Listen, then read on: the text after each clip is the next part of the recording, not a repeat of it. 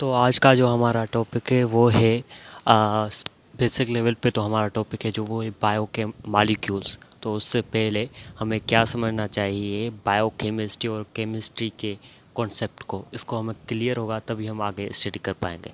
तो सबसे पहले तो बायोकेमिस्ट्री में हम किसकी मतलब के स्टडी करते हैं। तो डेफिनेशन आपके सामने लिखी हुई है। Chemistry is the application of chemistry to the study of biological process at the cellular and molecular level।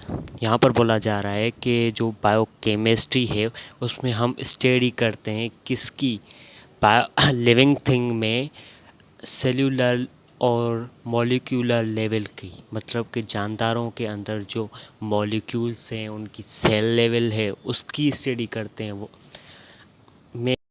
अब आते हैं हम केमिकल कंपोजिशन ऑफ सेल। इसकी जो फर्स्ट ईयर बुक है उसमें सबसे पहले नज़र हम घुमाएंगे कि उसमें क्या बोला जा रहा है। It is already established that all living organisms are structurally composed of cell and living cell contain a living matter called protoplasm. अब प्रोटोप्लाज्म को आप पढ़कर परेशान नहीं होना, इसकी मैं आपको बताता हूँ कि ये क्या है और क्या बोलना चाहते हैं यहाँ पर। अब आपकी बुक में बताया जा रहा था कि अगर हम केमिकली स्ट्रक्चर की सेल की अगर हम स्टडी करना चाहते हैं तो हमें प्रोटोप्लाज्म की स्टडी करनी पड़ेगी। तो वो क्या है? तो सबसे पहले तो अगर अगर आपने सेल की स्ट्रक्चर को रीड किया है, आपको पता है कि सेल के अंदर होता है साइटोप्लाज्म और न्यूक्लियस। अगर हम सेल मेम्ब्रेन, अगर प्लांट्स का सेल है तो सेल वॉल को रिमूव कर दें तो फिर हमारे पास क्या बचेगा? साइटोप्लाज्म और न्यूक्लियस। उन दोनों की प्लस को हम मिलाकर कहते हैं प्रोटोप्लाज्म। अब हमारा प्रोटोप्लाज्म क्या होता है? Basic structure of chemical study. अगर हम केमिकल स्टडी स्टार्ट कर रहे हैं तो सबसे पहले हमें प्रोटोप्लाज्म की स्टडी करनी पड़ेगी। अब आप समझ गए हैं कि प्रोटोप्लाज्म क्या है। अब देखें प्रोटोप्लाज्म में क्या होता है कि 70% टू 90% क्या होता है, उसमें वाटर होता है। अब फिर क्या होता है 10% टू 30% क्या होता है, उसमें ड्राई वेट होता है। मतलब कि पानी अगर 90% है तो उसमें 10% ड्राई वेट है। तो अब हमारा ड्राई वेट क्या होता है?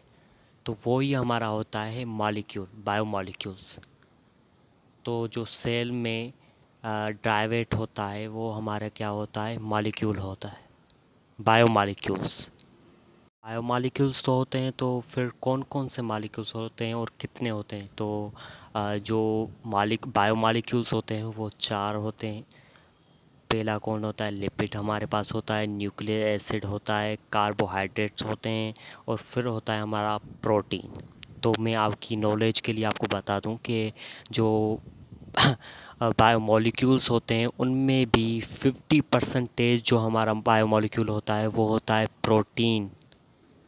तो उम्मीद करता हूँ कि ये टॉपिक आपको बिल्कुल समझ में आ गया होगा। अगर फिर भी इस टॉपिक में आपको कोई भी कन्फ्यूजन है तो आप कमेंट सेक्शन में पूछ सकते हैं। तो अगर आप हमारे यूट्यूब चैनल पर नए हैं तो हमारे यूट्यूब चैनल को सब्सक्राइब कर लें, जिससे नई वीडियो आए तो आप देख सकें।